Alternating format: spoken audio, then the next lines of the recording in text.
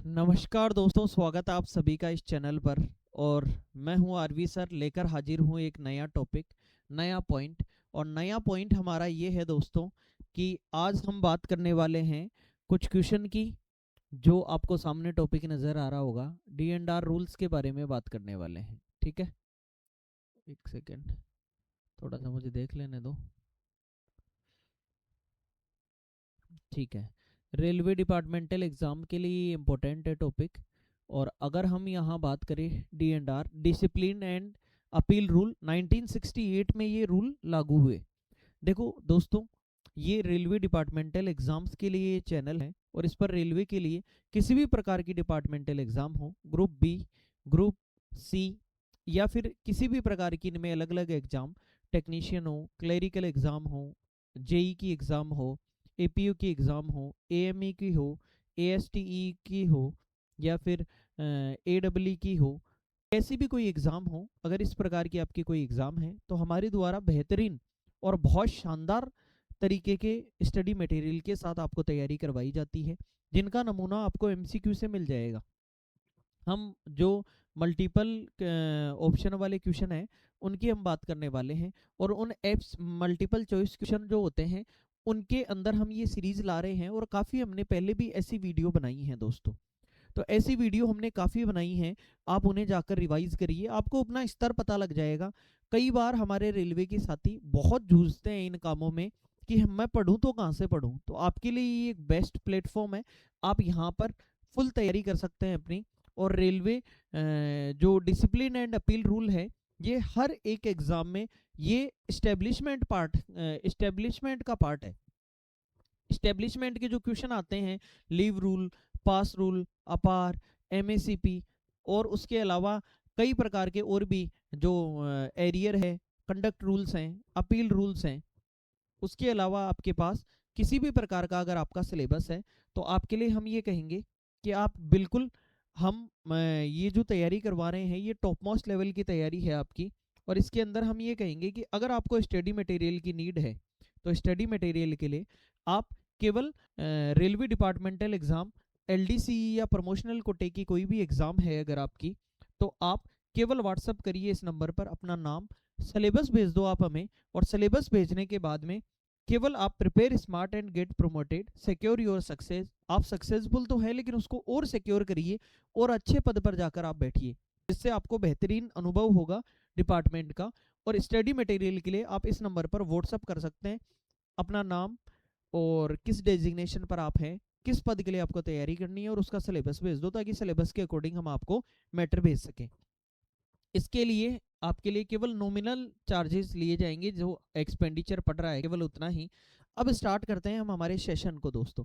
स्वागत है आपका, मैं हूं आरवी सर, लेकर हाजिर हूं आपके लिए एक नया टॉपिक। आइए सर, देखिए ये पहला क्वेश्चन है आपके पास कि डिसिप्लिन एंड अपील रूल, किसी भी आदमी को अनुशासन में रखने के लिए कुछ नियम कायदे बनाने पड़ते हैं। और नियम कायदे बनाने के लिए अगर हम बात करें यहाँ पर, तो नियम कायदों के लिए railway servant discipline and appeal rule किस वर्ष लागू हुए, ये चीज बहुत इंपॉर्टेंट है।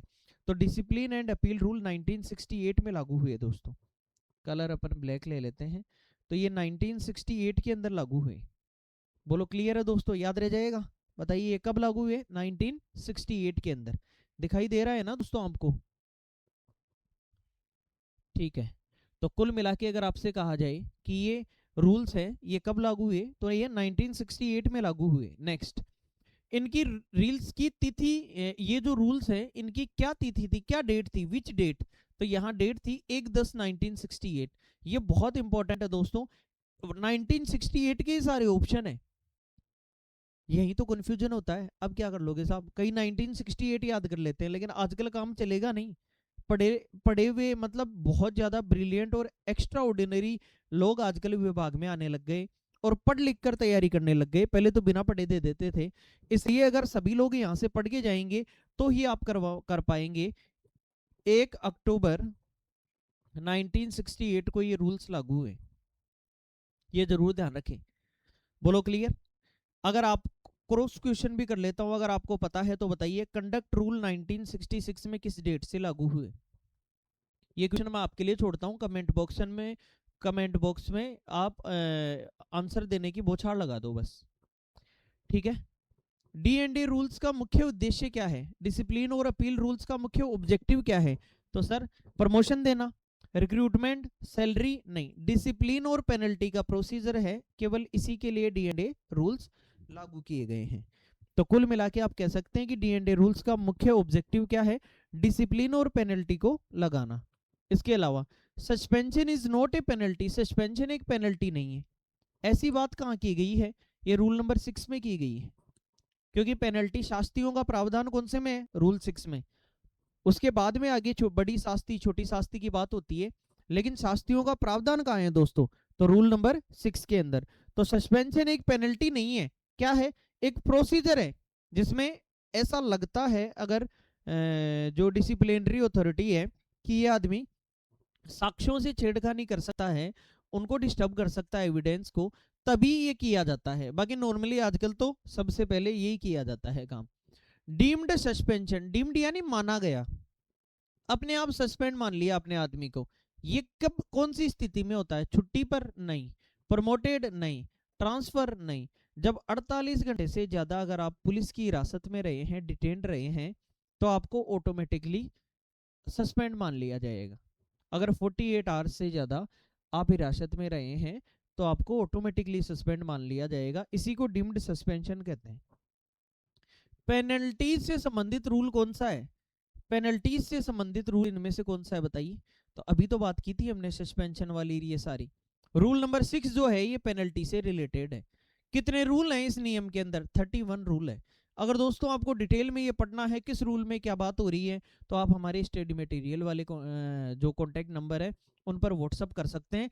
इन सभी 1 से लेकर 31 तक के रूल की डिटेल में व्याख्या प्लस में इनके MCQ आपको अवेलेबल हो जाएंगे। इसके अलावा निम्न में से कौन सी माइनर पेनल्टी है, देखो 2 प्रकार की पेनल्टी होती है। देखो एक तो SF11 जारी होता है और एक SF5 जारी होता है, स्टैंडर्ड फॉर्म है ये। SF क्या है, स्टैंडर्ड फॉर्म। SF11 तो माइनर पेनल्टी के लिए आता है सर, छोटी मोटी छोटी शास्ति। और SF5 जो है ये मेजर पेनल्टी, इसके अंदर आपको सर इंक्वायरी करानी पड़ेगी, बिना इंक्वायरी के काम नहीं कर सकते आप, चरणबद्ध तरीके से सारे काम करने पड़ेंगे। लेकिन इसके अंदर आप नॉर्मली बिना इंक्वायरी के भी काम चला लोगे। तो कुल मिला के यहाँ SF5 और SF11 दोनों दी गई हैं, ये माइनर पेनल्टी है, ये मेजर पेनल्टी है। इसका रूल नंबर 9 में पूरा जिक्र किया गया है, इसका रूल नंबर 11 में पूरा जिक्र किया गया है। रूल 10 में इसकी प्रक्रिया का उल्लेख है, जांच अधिकारी कौन होगा। इसी प्रकार से रूल 12 में इसकी प्रक्रिया का उल्लेख है। तो ये जरूर आप ध्यान रखें। पेनल्टियों के बारे में बात रूल नंबर कौन से में की गई है, 6 में। इस प्रकार से ये सारी बात की गई है दोस्तों। तो कुल मिला के यहाँ हमारे पास ये बात हुई। तो यहाँ आपसे कहा गया कि माइनर पेनल्टी कौन सी है, जो छोटी शास्ति है वो कौन सी है, डिसमिस कर देना, किसी को डिसमिस करना तो बहुत बड़ी शास्ति हो गई दोस्तों। किसी को सर्विस से रिमूव कर देना ये भी बड़ी शास्ति है। किसी को कंपलसरी रिटायरमेंट पर भेज देना ये भी बड़ी शास्ति है। सारे ही तीनों ही काम नौकरी से बाहर जाने के हो रहे हैं दोस्तों, तो ये बड़ी शास्ति मानी जाएगी। लेकिन सेंश्योर करना, सेंश्योर यानी किसी की क्या करना, निंदा करना, क्रिटिसाइज करना, उसकी गलती के लिए एक प्रकार से लिखित वार्निंग या निंदा करके बताना, रिकॉर्डेड वार्निंग भी हो सकती है। इस प्रकार के काम में ये माइनर पेनल्टी है कि ये केवल आपके कार्य की निंदा की है, डिसिप्लिनरी अथॉरिटी ने आप पर और कोई एक्शन नहीं लिया, हालांकि ये माइनर पेनल्टी में गिना जाता है। बोलिए क्लियर। नेक्स्ट, निम्न में से कौन सी मेजर पेनल्टी है, इससे ज्यादा फर्क पड़ेगा आदमी के ऊपर, बताइए। विद होल्डिंग इंक्रीमेंट, इंक्रीमेंट रोकना, सेंचोर निंदा करना, वार्निंग देना, या फिर आपको अपने पद से नीचे वाले पद पर स्थापित कर देना। कोई आदमी टेक्नीशियन है तो हेल्पर बना देना, जेई है तो टेक्नीशियन बना देना, एसएससी है तो जेई बना देना, अगर नीचे वाले रैंक पर सीनियर आदमी है तो जूनियर बना देना। इस प्रकार का काम जो भी होगा वो बताइए कौन से मेजर पेनल्टी मानी जाएगी। डिसमिसल भी कैसी पेनल्टी होगी, मेजर। रिमूवल भी कैसी पेनल्टी होगी, मेजर। कंपलसरी रिटायरमेंट भी कैसी होगी, मेजर पेनल्टी। लेकिन ये तीनों और पता लग गई हमें माइनर पेनल्टी कौन सी, वार्निंग देना माइनर पेनल्टी, निंदा करना minor penalty, with holding increment minor penalty. बोलो क्लियर दोस्तों, वेरी गुड। अगर दोस्तों वीडियो को लाइक और शेयर नहीं किया है तो ये काम तो पहले कर दो। इस समय हम आपके लिए मेहनत करके और रात को लगभग 11 बजे अगर आपके लिए हम वीडियो सेशन ला रहे हैं, तो इसके लिए हमारा थोड़ा सा आपका ये नैतिक कर्तव्य बन जाता है कि हमारी वीडियो को लाइक करें और अपने स्टेटस पर लगा दें। जिनको जरूरत है उनको भेज भी सकते हैं, आप अपने ग्रुपों में डाल सकते हैं। अगर आप किसी रेलवे के ग्रुप में जुड़े हुए हैं, वहां आप इस चीज को सर्कुलेट कर सकते हैं, ताकि ज्यादा से ज्यादा हमारे भाई, रेलवे के स्ट्रक्चर का तभी विकास होगा जब एजुकेटेड लोग या फिर जो नॉर्मल लोग हैं वो पढ़ लिख कर आगे बढ़ेंगे। ये सारे रूल आपके बाद में जब कदम पर ग्राउंड लेवल पर काम आएंगे ना, तो आपको याद आएंगी मेरी, कि वास्तव में उस समय हमने ये रिवाइज किया था। रिमूवल और डिसमिसल की में मुख्य अंतर क्या है? देखो, दोनों ही चीजों में आदमी नौकरी से बाहर जाता है। एक तो किसी आदमी को, आपने किसी आदमी ने कोई गलत काम किया है तो उसको डिसमिस करना सुना होगा, और एक आदमी को रिमूव फ्रॉम सर्विस सर्विस सुना होगा, रिमूवल सुना होगा। इन दोनों ही मामलों में आप ये देख लो कि डिसमिस बड़ा बड़ा कुकड़ते हैं, मतलब एक प्रकार से आपने बड़ा कार्य किया होगा तब डिसमिस किया जाएगा, और रिमूवल के अंदर भी कोई ना कोई रीजन हो सकता है। लेकिन डिसमिस और रिमूवल में ये फर्क है कि यहाँ फ्यूचर में आप जॉब ले सकते हो, गवर्नमेंट जॉब फ्यूचर, लेकिन डिसमिस कर दिया तो आपके कागजी काले हो गए, एक प्रकार से फ्यूचर जॉब नहीं मिलेगी, गवर्नमेंट जॉब, उसके लिए भी कलंक लग गया आपके ऊपर। तो कुल मिला के सैलरी का फर्क है, पेंशन का फर्क है, इंक्वायरी प्रोसीजर का फर्क है, नहीं, दोनों ही बड़ी शास्ति में आती हैं, फ्यूचर एम्प्लॉयमेंट का फर्क पड़ता है। बोलो आज क्लियर हो गया क्या? बहुत सारे लोगों की ये डाउट रहता होगा कि रिमूवल क्या है सर और डिसमिसल क्या है, हमें तो फर्क ही नहीं पता। तो आज आपके क्लियर हो गया होगा सर कि रिमूवल और डिसमिसल में एक बड़ा अंतर है। रिमूव फ्रॉम सर्विस, जैसे मान लो आपने लार्जेस्ट योजना सुनी होगी, उसमें 20 साल सेफ्टी में नौकरी करके, या उसमें से 10 साल सेफ्टी में नौकरी करके कई लोग अपनी जगह अपनी संतानों को नौकरी लगा गए। ऐसी योजना आई थी जिस पर बाद में रोक भी लगी, और कई लोग बाद में लगे, उनको हटाया भी गया। तो उनको हटाया गया तो उनको डिसमिस नहीं किया गया, क्या किया गया? रिमूवल किया गया, रिमूव फ्रॉम सर्विस। किसी के कागज गलत है, फ्रॉड तरीके से नौकरी लग गया, तो उसको रिमूव फ्रॉम सर्विस करते हैं ताकि जिंदगी में फ्यूचर इफेक्ट ना पड़े। लेकिन अगर किसी ने कोई घिनौना काम किया है तो फिर उस कंडीशन में उसे डिसमिस भी कर दिया जाता है। कंपिटेंट अथॉरिटी, डिसिप्लिनरी अथॉरिटी वही होती है, एक्शन लेने या पेनल्टी लगाने का काम वही अथॉरिटी कर सकती है जिसने उसको अपॉइंट किया है आदमी को। अगर डीआरएम ने अपॉइंट किया है तो डीआरएम ही आपको डिसिप्लिनरी अथॉरिटी होगा आपका। तो फ्यूचर एम्प्लॉयमेंट पर ये इन दोनों में बिग डिफरेंस है। डिसिप्लिनरी अथॉरिटी कौन होती है? कौन होती है बताइए? जो अपॉइंटिंग अथॉरिटी होती है वही डिसिप्लिनरी। आपने जिसके हाथ से डिसिप्लिन ज्वाइनिंग ली है, कई बार आप सीनियर डीपीओ आपको ज्वाइनिंग करा देते हैं, लेकिन वास्तव में आप नीचे देखना ऐसे लिखा हुआ रहता है, करते रेल मंडल प्रबंधक कार्यालय। मतलब एक प्रकार से आपको ऑर्डर दे दिया उन्होंने, लेकिन आप काम डीआरएम का ही कर रहे हैं। उन्होंने आपको पावर दे दी, लेकिन अपॉइंटिंग अथॉरिटी आपकी फिर उस जगह कौन रहेगी? डीआरएम।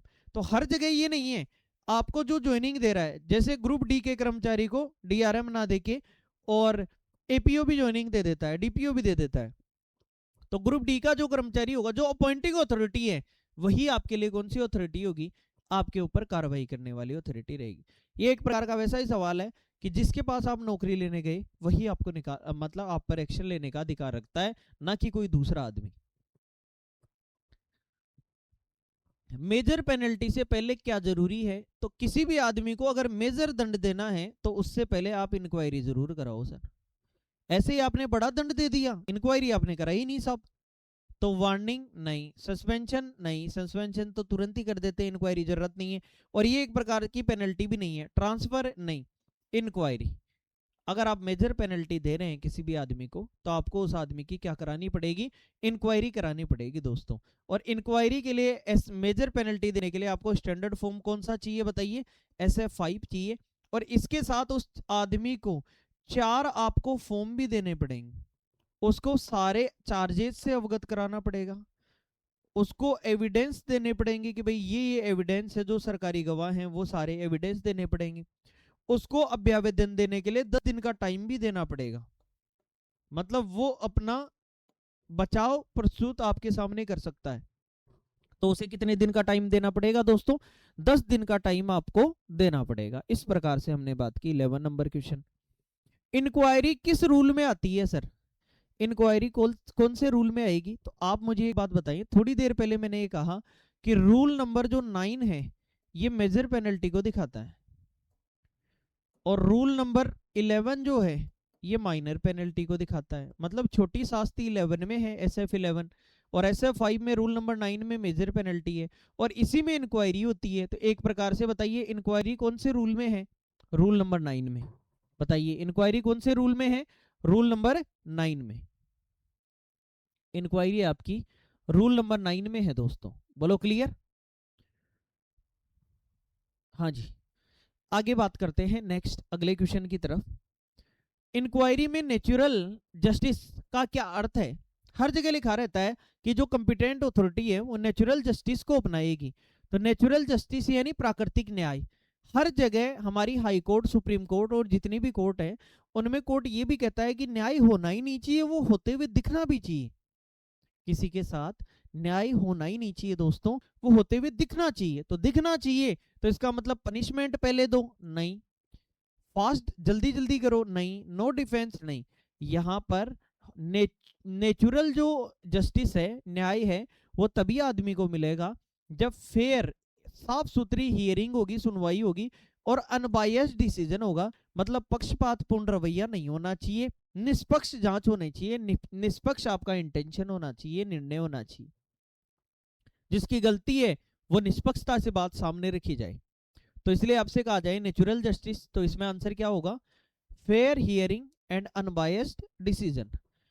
माइनर पेनल्टी के लिए क्या डिटेल्ड इंक्वायरी आवश्यक है? तो माइनर के लिए कोई जरूरी नहीं।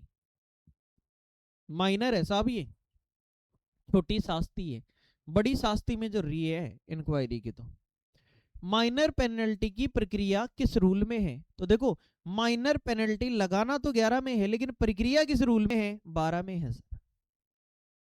माइनर पेनल्टी लगाना तो 11 में है, लेकिन इसकी प्रोसेस का उल्लेख किसमें है? 12 में है, ध्यान रखना, ये हमने बार बार बात की है। कन्विक्शन बाय कोर्ट होने पर डिपार्टमेंटल इंक्वायरी। बताइए, अगर कोर्ट ने ऐसा कह दिया कि भाई, यहां पर कोर्ट ने ऐसा कह दिया कि आप मुजरिम पाए गए, कन्विक्ट कर दिया, आरोपी बना दिया, आपको सजा ही सुना दी, तो डिपार्टमेंटल इंक्वायरी चाहिए क्या? नॉट रिक्वायर्ड, जरूरत ही नहीं है, कोर्ट ने कर दिया ना अपना काम। तो फिर डिपार्टमेंटल इंक्वायरी क्यों करवा रहे हो? तो अगर कोर्ट ने कन्विक्ट कर दिया आपको बाहर, तो फिर डिपार्टमेंटल इंक्वायरी की जरूरत नहीं है। कन्विक्शन से संबंधित स्पेशल प्रोसीजर किस रूल में है? कन्विक्शन से रिलेटेड स्पेशल प्रोसीजर किस रूल में है? बताइए। तो स्पेशल 17 में क्या आंसर होगा? बताइए। कन्विक्शन से related special procedure rule number 27 के अंदर स्पेशल प्रोसीजर। अगर किसी को आरोपी बनाया जाता है, स्पेशल प्रोसीजर का कभी भी नाम लिया जाए, तो रूल नंबर 27 के अंदर है ये दोस्तों, याद रह जाएगा। नेक्स्ट, एम्प्लॉय को चार्जशीट किस रूल के तहत दी जाती है? चार्जशीट देनी है एम्प्लॉय को, बताइए किस रूल के तहत दी जाएगी? ये तो आपने पढ़ रखा है, बताइए क्या आंसर होगा? चार्जशीट अगर SF 5 के थ्रू दे रहे हैं तो रूल नंबर 9। पेनल्टी की बात किसमें की गई है? शास्तियों की, रूल नंबर 6 के अंदर। मतलब यहां पेनल्टी जो दी जाएगी वो। Rule number 8 appoint disciplinary authority, इनके बारे में बात करता है। अपील के बारे में बात करने के लिए रूल नंबर 17 है, अपील। बोलो क्लियर? बहुत सारी हमने बात की यहाँ डिटेल में, आगे बढ़ते हैं। अपील करने का अधिकार किस रूल में है? तो अपील करने का अधिकार सर रूल नंबर किसमें है? 17 में। अपील करने का अधिकार किसमें है? रूल नंबर 17 में, याद रखें, अपील करने का अधिकार। अपील किस अथॉरिटी के पास की जाती है? बताइए। अपील डिसिप्लिनरी अथॉरिटी, जिस जो सजा दे रहा है आपको, उसके पास क्या अपील करोगे? रिवाइजिंग अथॉरिटी, विजिलेंस के पास करोगे? नहीं। अपीलिएट जो अथॉरिटी होगी, ये तो नाम से ही पता लग रहा है, appeal appellate authority, appeal appellate authority. आ रहा है समझ में दोस्तों? लाइक कर दो इस बात पे। तो अपीलिएट अथॉरिटी के पास अपील की जाती है। अपील पर विचार कौन सा रूल कहता है सर? अपील पर विचार करना है, बताइए कौन सा रूल कहेगा? रूल नंबर 18 अगला ही रूल है। अपील करना 17 में और अपील पर विचार करना 18 में। कल वाले रूल याद है क्या? कंडक्ट रूल वाले, कंडक्ट रूल हमने पढ़े थे, रेलवे सर्वेंट कंडक्ट रूल। और कंडक्ट रूल कब लागू हुए? 1966 में। और हमने कई बात की थी रूल 3 में, इंटीग्रिटी, डिवोशन टू ड्यूटी और नथिंग अनबिकमिंग। फिर रूल हमने क्या पढ़ा था, याद है क्या? 4 क्या पढ़ा था? फैमिली मेंबर के लिए आप कहीं भी आप अपने पद का दुरुपयोग नहीं करेंगे। रूल 5 क्या था सर? आप वर्दी पहन के और रैलियों में भाग नहीं ले सकते अपनी ड्रेस पहन के पॉलिटिकल रैलियों में। रूल 7 क्या था साहब? याद कर लो सर, रिवाइज करा रहा हूँ कंडक्ट रूल को, ये डिसिप्लिन रूल नहीं चल रहे, कंडक्ट रूल को याद करा रहा हूँ। रूल 7 था, आप क्या नहीं कर सकते साहब? बताइए। कोई भी स्ट्राइक, हड़ताल, घेराव आदि नहीं कर सकते। रूल 8 में क्या था? मीडिया से बातचीत। रूल 9 में क्या था? सरकार का आलोचना नहीं कर सकते। रूल 11 में क्या था बताइए? आप कोई भी कॉन्फिडेंशियल चीज को बाहर लीक नहीं कर सकते। रूल 12 में क्या था? आप चंदा या कोई भी सब्सक्रिप्शन के नाम पर ना धन दे सकते हैं ना ले सकते हैं। रूल 13 में क्या था सर? गिफ्ट लेना और देना। रूल 14 में क्या था? खुद के ओनर में कोई प्रोग्राम आयोजित नहीं करा सकते। रूल 15 में क्या था? कोई प्राइवेट बिजनेस बिना अनुमति के नहीं कर सकते। रूल 16 में क्या था बताइए? प्राइवेट बिजनेस के अलावा क्या था बताइए रूल 16 में? जल्दी याद करिए, हमने पढ़ा था कंडक्ट रूल के रूल 16 में क्या था? प्राइवेट बिजनेस के अलावा क्या था रूल 16 के अंदर? याद करिए, याद करिए। रूल 18 में क्या था बताइए? आपको अपनी संपत्ति का ब्यौरा, प्रॉपर्टी डिक्लेयर करनी पड़ेगी। रूल 19 में क्या था? आप प्रॉपर्टी के लिए कोई भी कोर्ट में एक्ट, ऐसा एक्ट नहीं करेंगे, ये 19 में था। रूल 20 में क्या था आप बताइए? कई प्रकार के रूल 21 भी पढ़ा था हमने, जो जहां पर आप वर्क प्लेस है वहां पे सेक्सुअल हरासमेंट के बारे में बात की गई थी। ये सारे रूल हम इसलिए रिवाइज कर रहे हैं दोस्तों, क्योंकि जो आपने पढ़ा होगा वो यहाँ भी रिवाइज हो जाए। जैसे इसमें हमने 21 रूल पढ़े थे, ऐसे इसमें 31 रूल पढ़ेंगे हम। और 31 में से कई रूल मैंने शॉर्टकट में आपको बताए भी हैं कि रूल 4 और 5 जो है ये सस्पेंशन से रिलेटेड है।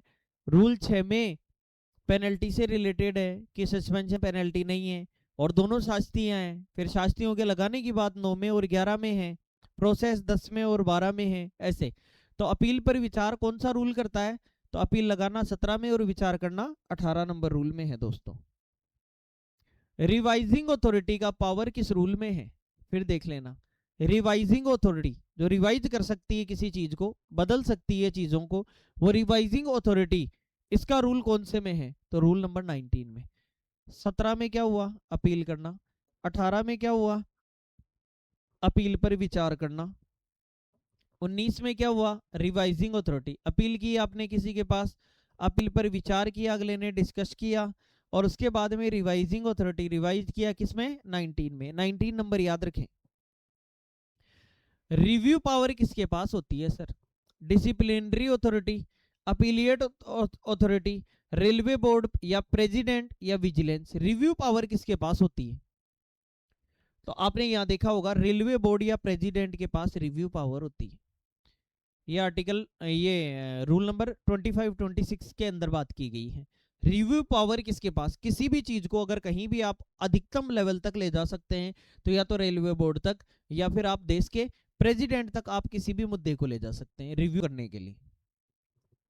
मल्टीपल एम्प्लॉयज के लिए कॉमन इंक्वायरी किस रूल में है? बहुत बेहतरीन, और कई बार ये सवाल पूछा गया दोस्तों कि मल्टीपल जो एम्प्लॉयज है उनके लिए कॉमन इंक्वायरी। जैसे आपने देखा होगा, मान लो कोई डिपो है और इस डिपो पर कई प्रकार के कर्मचारी शामिल है, अलग अलग डिपार्टमेंट के कर्मचारी शामिल है, या एक ही डिपार्टमेंट के ज्यादा कर्मचारी शामिल है, और वो कोई यहाँ क्राइम करते हुए या कोई गलती करते हुए या मिस्टेक करते हुए पाए गए, और उन सब पर इंक्वायरी चलनी है। अब सब पर अलग अलग तो चलाओगे नहीं साहब, एक ही इंक्वायरी चलाओगे ना। तो इसका मतलब हमने सीधा सीधा याद करो, रूल नंबर 9 में हमने ये पढ़ा था कि मेजर पेनल्टी, फिर 2 छोड़ दो, 11 में क्या पढ़ा था? माइनर पेनल्टी, फिर 2 छोड़ दो, 13 में क्या आ जाएगा? Common penalty.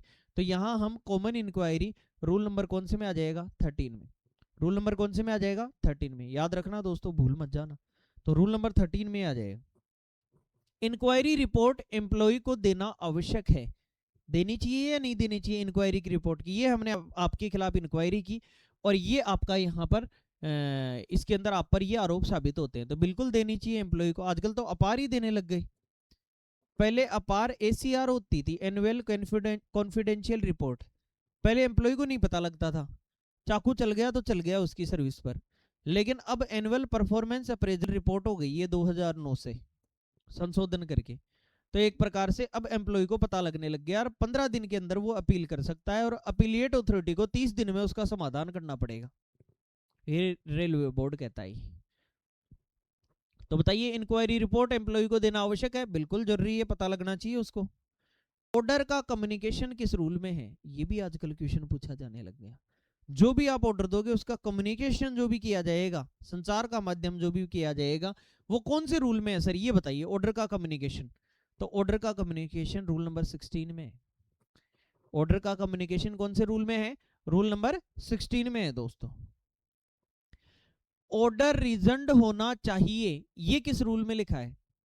कोई भी आप आदेश दे देते हैं उसके पीछे कारण होना चाहिए कि ये कारण था इसलिए आदेश दिया गया। ऑर्डर रीजन्ड होना चाहिए, ये कौन से रूल के अंदर है, तो सर ये रूल नंबर 22 में है।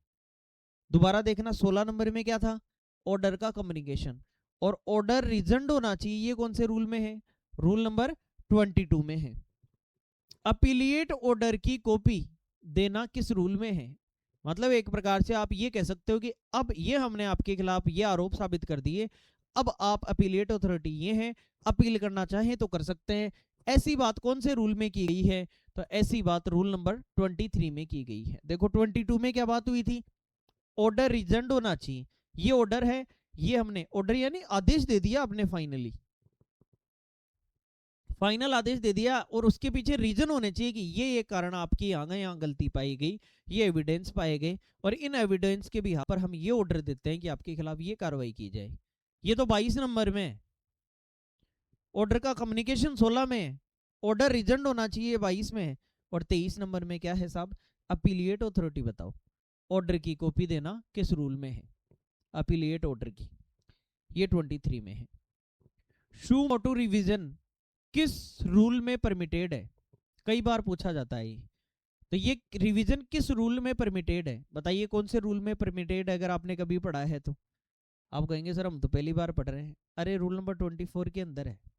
अब इसके अंदर क्या है ये डिटेल में आपको हमारे स्टडी मटेरियल के अंदर मिल जाएगा, तो अभी तो आपको रटना ही पड़ेगा दोस्तों। जब तक स्टडी मटेरियल आप नहीं पढ़ लेते, प्रयास करिए, अगर आपके पास खुद के पास मैटर है तो उससे जी जान लगा दीजिए, कोई जरूरत नहीं है हमारे मैटर की, दूसरे के मैटर की तभी जरूरत पड़ती है जब हम थोड़ा कमजोर होते हैं, हम सक्षम नहीं होते, या हमारे पास समय नहीं होता, फैमिली के साथ इतना बिजी, ड्यूटी करने में इतने बिजी होते हैं कि जो काम हमें करना होता है वो किसी दूसरे से हेल्प ले लेते हैं, ये भी गलत बात नहीं है।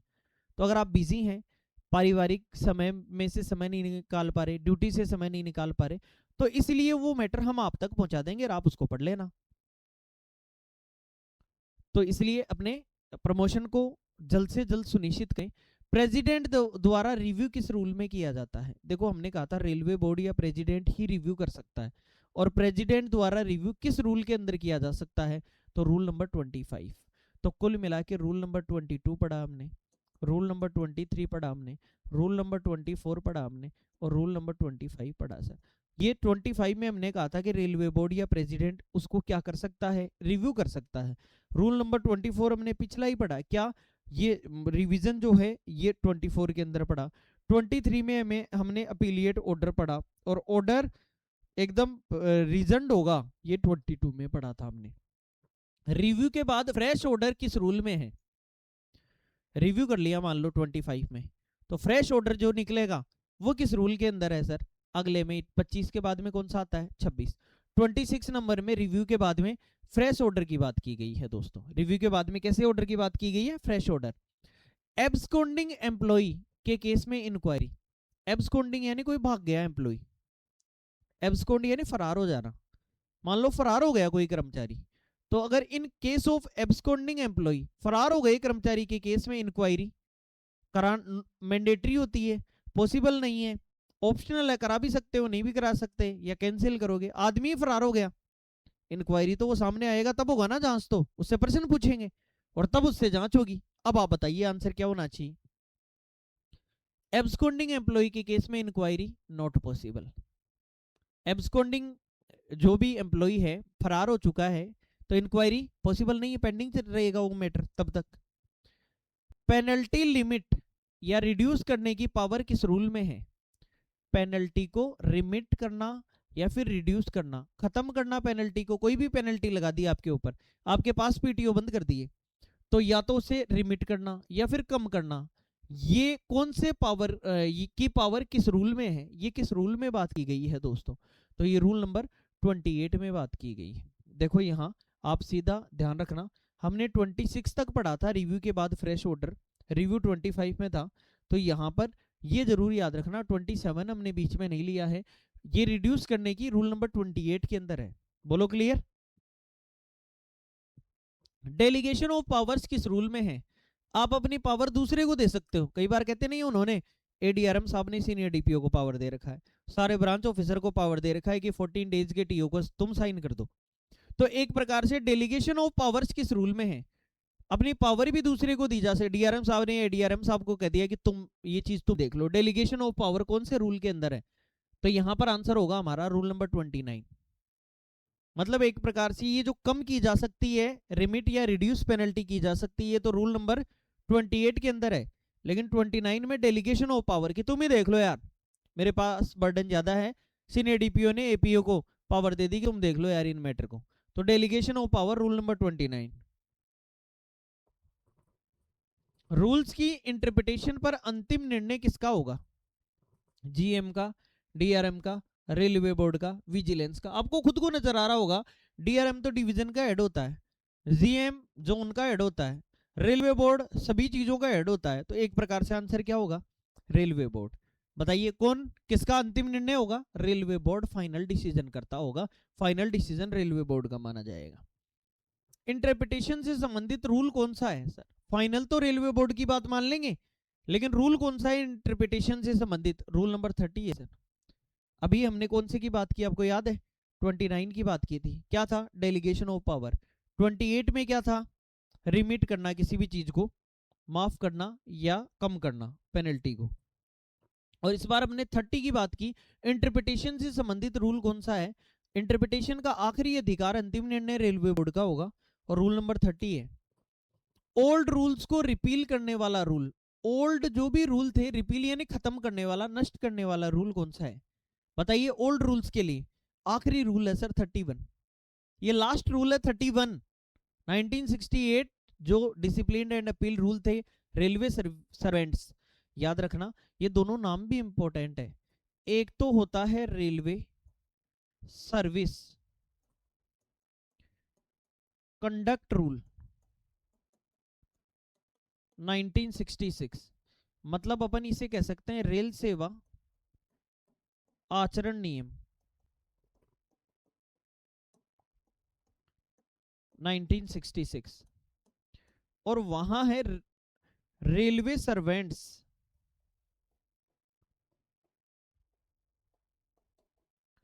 डिसिप्लिन एंड अपील रूल 1968, 1 अक्टूबर 1968। कुल मिला के यहां कहेंगे रेल सेवक डिसिप्लिन अनुशासन एवं अपील नियम।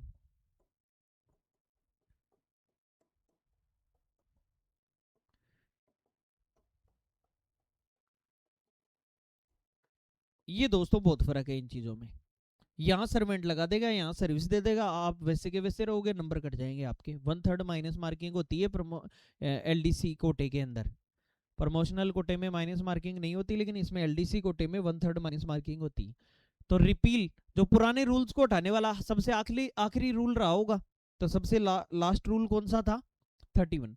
रिपील के बाद प्रीवियस एक्शन का क्या होगा? मान लो रिपील कर दिया आपने, खत्म कर दिया, तो प्रीवियस एक्शन का क्या होगा दोस्तों? प्रीवियस एक्शन सेव रहेगा सर, कैंसिल हो जाएगा, इनवैलिड हो जाएगा, दोबारा इंक्वायरी होगी नहीं, उसको सेव कर देंगे, वो सेव्ड रहेगा, वो जमा रहेगा एक प्रकार से, बोलो क्लियर, वो जमा रहेगा। टोटल कितने रूल्स हैं D&A रूल्स 1968 में, बताइए कितने हैं? 31, यही तो बात की हमने, 31 रूल्स है। सस्पेंशन अलाउंस किसे मिलता है? देखो सबसे पहले तो किसी भी कर्मचारी को SF1 दिया जाता है, ये सस्पेंशन के लिए ही है। हम एक वीडियो और बनाएंगे जिसमें स्टैंडर्ड फॉर्म्स की बात करेंगे केवल, और आप तक बेहतरीन नॉलेज पहुंचाएंगे, इस बात पर लाइक तो बनता है दोस्तों। तो कुल मिला के SF1 सस्पेंशन के लिए दिया जाता है। SF2 किस लिए दिया जाता है? डीम्ड सस्पेंशन के लिए। डीम्ड सस्पेंशन मतलब 48 घंटे से ज्यादा अगर हिरासत में रह गए तो मान लिया कि आप सस्पेंड हो। SF3 ये इस चीज के लिए दिया जाता है जो अलाउंस आपको मिलता है, सेवा निर्वाह भत्ता। सेवा निर्वाह भत्ता SF3 फॉर्म भरना पड़ता है, कई बार बिना भरे भी लगा देते हैं। 50% वेतन मिलता है इसके अंदर आपको सस्पेंशन के अंदर। SF4 होता है रिवोकेशन ऑफ सस्पेंशन, सस्पेंशन के लेटर को वापस लेने के लिए, वापस आपको ड्यूटी पर लेने के लिए। SF5 मेजर पेनल्टी होती है। आगे डिसिप्लिनरी अथॉरिटी, ये सारे सारे SF सारे जितने भी फॉर्म है आपके सारे SF यानी स्टैंडर्ड फॉर्म रेलवे के अंदर जो इस 1968 के रूल के लिए हैं वो इंपॉर्टेंट है। तो सस्पेंशन अलाउंस किसे मिलता है? लीव, सस्पेंशन, ट्रेनिंग या ट्रांसफर, किस समय मिलता है? कुल मिला के यहाँ पे ये कहना चाह रहा है। तो यहाँ हमारा आंसर होगा सस्पेंशन के दौरान सस्पेंशन अलाउंस मिलेगा, छुट्टी के दौरान थोड़ी मिलेगा, ट्रेनिंग के दौरान भी नहीं, ट्रांसफर सस्पेंशन होगा तो सस्पेंशन अलाउंस मिलेगा। सस्पेंशन के दौरान एम्प्लॉय का स्टेटस क्या रहता है? रिमूव्ड रहता है, डिसमिस रहता है, सर्विस में रहता है, रिटायर्ड रहता है? ना रिटायर है, ना डिसमिस है, ना रिमूव है, केवल सर्विस में रहेगा सर। आदमी आदमी इसमें रहेगा सर्विस में, याद रखें, क्योंकि सस्पेंशन एक पेनल्टी नहीं है, ये जरूर याद रखना, गलती करवा देता है। इंक्वायरी ऑफिसर किसके द्वारा अपॉइंट होता है? कौन अपॉइंट करता है? Appellate authority, disciplinary authority, railway board करता है या विजिलेंस करती है? बताइए, इंक्वायरी ऑफिसर कौन कौन करता है? तो डिसिप्लिनरी अथॉरिटी। ये इंक्वायरी ऑफिसर किसके द्वारा अपॉइंट होता है? तो disciplinary authority inquiry officer denote करती है। पेनल्टी डिस्प्रोपोर्शनेट होने पर कौन इंटरफेयर कर सकता है? मतलब आपने गलती कोई और की है और पेनल्टी कोई और लगाई जा रही है, गलती हल्की की है पेनल्टी भारी लगा दी, गलती भारी की है पेनल्टी हल्की लगा दी, तो इसको प्रोपोर्शनेट करने का काम किसका है? Disciplinary authority, appellate authority, coworkers या यूनियन? किसका काम है ऐसा, कौन करेगा?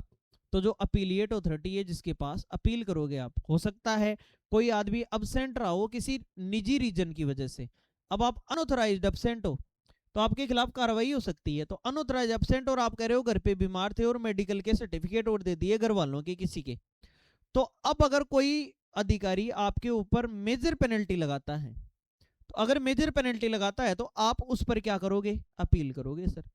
अपील अपीलिएट अथॉरिटी के पास करोगे और अपीलिएट अथॉरिटी पेनल्टी डिस्प्रपोर्शनेट होने पर इंटरफेयर कर सकता है। तो अपीलिएट अथॉरिटी कहेगा कि इसके अकॉर्डिंग तो ये नहीं होना चाहिए, माइनर पेनल्टी का केस है ये, तो मेजर पेनल्टी एब्सेंट होने पर देने लगे और वो भी जरूरी काम था, डॉक्यूमेंट्स पेश कर दिया आपके सामने, फिर तो आपको मानना ही पड़ेगा। तो इसलिए अपीलेट अथॉरिटी ऐसा कर सकती है। डिसिप्लिनरी तो एक्शन ले रहा है ना, उसके खिलाफ ही तो जाना है इस मामले में। अपील टाइम लिमिट का पालन न करने पर ऑटोमेटिकली रिजेक्ट हो जाती है। Considered always, may be rejected, converted to review. आप देखिए अपील का टाइम लिमिट अगर चला जाता है तो फिर उस कंडीशन में क्या करें? तो मतलब रिजेक्ट की जा सकती है, बाकी एक्स्ट्रा टाइम भी देने का प्रावधान है। जैसे आपको कहा गया ना कि जैसे आपको किसी ने शास्ति दे दी, तो बताइए आप कितने दिन के अंदर अपील कर सकते हैं? 45 डेज के अंदर अपीलिएट अथॉरिटी के पास अपील कर सकते हैं कि साहब मेरे साथ गलती हुई है, ये दुर्भावनापूर्ण ये काम किया गया, या मेरे को ज्यादा सजा दी गई, इसको कम करिए। तो ऐसी जितनी भी बातें करनी है आपको, ये अपीलिएट अथॉरिटी के पास करेंगे। लेकिन टाइम लिमिट चला गया तो, टाइम लिमिट चला गया तो मे बी रिजेक्टेड और टाइम बढ़ाया भी जा सकता है, कन्वर्टेड टू रिव्यू भी किया जा सकता है। तो एक प्रकार से हम वो ऑप्शन चुनेंगे कि रिजेक्ट की जा सकती है। इंक्वायरी बिना चार्जशीट के वैलिड है क्या? बिना चार्जशीट दी नहीं, इंक्वायरी करवा ली, क्या वैलिड है क्या? इनवैलिड है। रूल नंबर 9 ये कहता है कि आपको मेजर पेनल्टी अगर देनी है तो चार्जशीट देनी पड़ेगी और 4 फॉर्म साथ में देने पड़ेंगे, आरोपों के बारे में चर्चा करनी पड़ेगी और सारी बातें बतानी पड़ेंगी। ये रूल नंबर 9 कहता है सर, बड़ी शास्ति है मेजर पेनल्टी, तो इनवैलिड मानी जाएगी बिना चार्जशीट के। Penalty imposes without inquiry, major penalty is, क्या रहेगी, ये तो इनवैलिड ही रहेगी। ये तो वही क्वेश्चन इंग्लिश में कर दिया इसने 46, बोलो clear, invalid. Next, disciplinary proceedings का आधार क्या है, आधार क्या है बताइए, एलिगेशन किसी पर आरोप लगाना, एविडेंस, र्यूमर यानी अफवाह, या कंप्लेंट ओनली। तो एक प्रकार से आधार क्या है बताइए, एविडेंस। एविडेंस होना चाहिए, साक्ष्य मौजूद होना चाहिए, तभी तो आप डिसिप्लिनरी प्रोसीडिंग्स करोगे, ऐसे कैसे ले लोगे, अफवाह सुनकर ही ले लोगे क्या। एलिगेशन किसी ने आरोप लगाया उसी पर काम कर दोगे, कंप्लेंट है केवल कंप्लेंट पर डिसिप्लिनरी प्रोसीडिंग कर दोगे, नहीं। एविडेंस को देखकर आप फेयर एकदम काम करेंगे, न्याय होना ही नहीं चाहिए, न्याय होता हुआ दिखना चाहिए दोस्तों, यही एडमिनिस्ट्रेशन का काम है।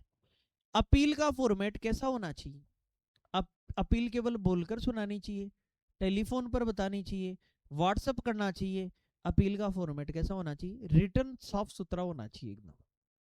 बताइए अपील का फॉर्मेट कैसा होना चाहिए, रिटर्न में फॉर्मेट होना चाहिए अपील का दोस्तों।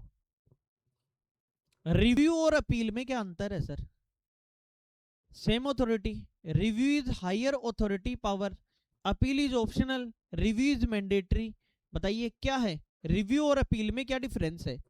सर आप खुद देखिए कि रिव्यू जो है ये हायर अथॉरिटी देखती है, ये वो वाली सी बात है कि जैसे क्लास में मॉनिटर ने कोई गलती कर दी, किसी बच्चे को मार दिया, तो बच्चा क्लास टीचर के पास जाएगा, और अगर क्लास टीचर नहीं सुन रहा है तो फिर किसके पास जाएगा, हेडमास्टर के पास जाएगा या प्रिंसिपल के पास जाएगा। तो प्रिंसिपल को कहेगा कि साहब इसको क्या करो, आप रिव्यू करो, बोलो क्लियर। तो रिव्यू और अपील में क्या अंतर है, review is higher authority power, एक प्रकार से हायर अथॉरिटी पावर होती है, सेम अथॉरिटी नहीं होती, रिव्यू सेम थोड़ी करेगी। Appeal is optional, appeal optional है नहीं, रिव्यू इज मैंडेटरी, मैंडेटरी है नहीं। तो यही हमारा एकदम सटीक आंसर। और आखिरी सवाल है दोस्तों आपके लिए, हाँ ये हमने एक बेहतरीन सेशन रखा आपके लिए, इसमें आपने बहुत जाना और खूब सवाल यहाँ से आते हैं, हर एक दूसरी एग्जाम में खूब सवाल यहाँ से पूछे जाते हैं। डिसिप्लिन एंड अपील रूल्स किससे संबंधित है, रिक्रूटमेंट से, पे फिक्सेशन से, ट्रांसफर से, या डिसिप्लिन और पेनल्टी से। तो सर ये आप बहुत अच्छे तरीके से जान चुके हैं, डिसिप्लिन और पेनल्टी से ये दोनों आपके संबंधित हैं, ये डिसिप्लिन एंड अपील रूल, ये देखने से ही हमें पता चल रहा है दोस्तों। तो ये हमारी 50 क्वेश्चन की एक सीरीज थी दोस्तों, और इस 50 क्वेश्चन की सीरीज में हमने रेलवे डिपार्टमेंटल एग्जाम एलडीसी या प्रमोशनल कोटे के लिए टॉप 50 एमसीक्यू हमने railway servant discipline and appeal rule 1968 को हमने कंप्लीट करने की कोशिश की, लेकिन बहुत कुछ बाकी रह जाता है दोस्तों। 50 क्वेश्चन में सब कुछ समेटना बड़ा मुश्किल होता है, जहन में और भी प्रश्न उठते हैं, लेकिन उनको आप तक पहुंचाने के लिए हमें स्टडी मटेरियल आपको देना पड़ेगा, और स्टडी मटेरियल के लिए आप इस व्हाट्सएप नंबर पर आप संपर्क कर सकते हैं। हम प्रयास करेंगे कि जल्द से जल्द आपको स्टडी मटेरियल पीडीएफ फॉर्मेट में उपलब्ध करवाया जाए। आप अपना नाम, अपनी डेजिग्नेशन, आप कौन से एग्जाम की प्रिपरेशन कर रहे हैं और उस एग्जाम में आपका सिलेबस क्या है, ये सारा आप लिख कर भेजिए। एकदम नॉमिनल चार्जेस पे आपको ये सारी चीज़ें अवेलेबल करवाई जाएंगी, जितना हो सके उतना टेक्निकल भी हम अवेलेबल करवाने की कोशिश कर रहे हैं। और prepare smart and get promoted, secure your success. दोस्तों आप में दमखम तो है, बस थोड़े से समय की जरूरत है। अगर आप इन स्मार्ट नोट्स को और स्टडी मटेरियल को पढ़कर अगर आप सिलेक्शन निकालते हैं तो हमें बहुत खुशी होगी दोस्तों। इस सेशन में इतना ही करते हैं दोस्तों, फिर मिलेंगे। अलविदा लेता हूं, रात के लगभग 11 साढ़े 11 बज रहे हैं। इस समय अगर हम आपके लिए मेहनत कर रहे हैं तो एक लाइक और एक शेयर बनता है, और अपने व्हाट्सएप पर स्टेटस लगा लो, अपने साथियों को बता दो कि मैं यहाँ से पढ़ रहा हूँ, तुम भी यहाँ से पढ़ लो। कंपटीशन तभी बढ़ता है, चुपके चुपके पढ़ने से सिलेक्शन कम होता है दोस्तों। अगर खुले में पढ़ रहे हो ना, लोग सब पढ़ रहे हैं, देखो चीज वहीं बिकती है जहां उसका बाजार होता है, चीज वहीं बिकती है वहां उसका बाजार होता है। आप सोचोगे अकेले मार्केट में ये दुकान नहीं है, ये खोल लेता हूँ, ये चीज बिकेगी, नहीं। आपने देखा होगा मेडिकल की दुकानें जहां एक जगह होती हैं वहीं खूब सारी होती है, वहीं सारी दुकानें चल रही होती हैं। तो चीज वहीं बिकेगी जहां उसका बाजार होता है। अगर ज्यादा लोग तैयारी करेंगे, आप सब मिलकर तैयारी करेंगे, तो डिस्कशन होगा, और डिस्कशन से आपकी चीजें याद रहेंगी और आपका सिलेक्शन हो जाएगा दोस्तों। तो आज के लिए इतना ही, फिर मिलेंगे किसी नई क्लास में नई ऊर्जा और उमंग के साथ। अगर चैनल पर नए हैं तो सब्सक्राइब कर लो और जुड़े रहिए रेलवे के अपडेटेड मटेरियल के लिए। थैंक यू सो मच दोस्तों, अपना और अपनों का ख्याल रखिए, मुस्कुराते रहिए दोस्तों। जय हिंद, जय भारत।